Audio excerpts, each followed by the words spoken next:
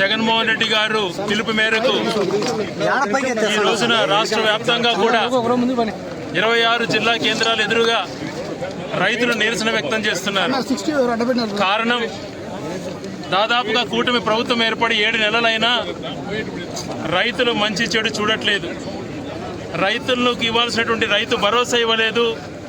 వాళ్ళు ఎన్నికలలో ప్రామిస్ చేసిన విధంగా 20,000 ఇస్తామని చెప్పి అది బడ్జెట్లో కూడా కేటాయించలేదు అని చెప్పి మాకు స్పష్టంగా బడ్జెట్ చూస్తేనే తెలుస్తోంది. ఈ రకంగా కష్టాలలో ఉన్నటువంటి రైతుల్ని తీవ్ర ఇబ్బందులకు గురి చేస్తున్నారు. ఏదైతే ఫ్రీ ఇన్సూరెన్స్ ఉన్నిందో దాన్ని తీసేశారు. పెట్టుబడి నిధి కింద జగన్మోహన్ రెడ్డి గారు దాదాపుగా సంవత్సరానికి 15,000 కోట్ల పైగా రైతుల ఖాతాలో పడేది. ఈరోజు ₹1 రైతుల ఖాతాలో జమ కాలేదు. గిట్టుబాటు ధర లేదు. అన్ని పంటలు పండించిన ప్రతి రైతన్న కూడా ఇబ్బందులు పడుతున్నారు. అన్ని రకాలుగా రైతులకు ఇబ్బందులకు గురి చేస్తున్నారు. కనీసం సానుభూతి చూపించకపోగా నిర్లక్ష్యంగా వ్యవహరిస్తున్నారు. ఒక పక్కన నిత్యావసర సరుకులు ఆకాశాన్ని అంటుతున్నాయి. పెట్రోల్ ధరలు మేము తగ్గిస్తామని చెప్పారు. పక్క రాష్ట్రాలలో చూస్తే బాటిల్లో ₹15 ఉంది, మేము వచ్చినాక తగ్గించేస్తామన్నారు. ఈరోజు అంతకంతకు పెంచుతున్నారు తప్పితే ₹1 తగ్గించలేదు.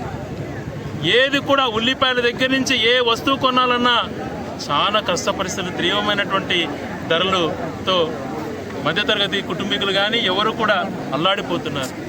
ఒక పక్కన నిత్యావసర సరుకులు ఇష్టానుసారం పెంచుతుంది, మరొక పక్కన రైతులకు మద్దతు ధర ఇవ్వకపోతేవి, చెప్పినటువంటి పెట్టుబడి నిధి ఇవ్వకపోతేవి, సంవత్సరానికి 20,000 ఇస్తానని చెప్పి దాన్ని ఊసేతకపోతేవి, ఇన్ని రకాల రైతులకు చాలా ఆటంకాలు కలిగిస్తూ వరి పంట పండినటువంటి కొన్ని ప్రాంతాలలో ఎక్కడైతే ఉందో తడి ధాన్యం కూడా కొనకుండా అక్కడ అన్యాయం చేస్తున్నాడు. ఒకటైతే స్లోగన్ తీసుకోవాలి మనం అందరం కూడా. బాబు అంతకుముందు ఎలక్షన్లో చెప్పేవాడు అనమాట, బాబు షూరిటీ అని చెప్పి. బాబు షూరిటీ లేకపోగా బాబు వీరబాదుడు ఉంది.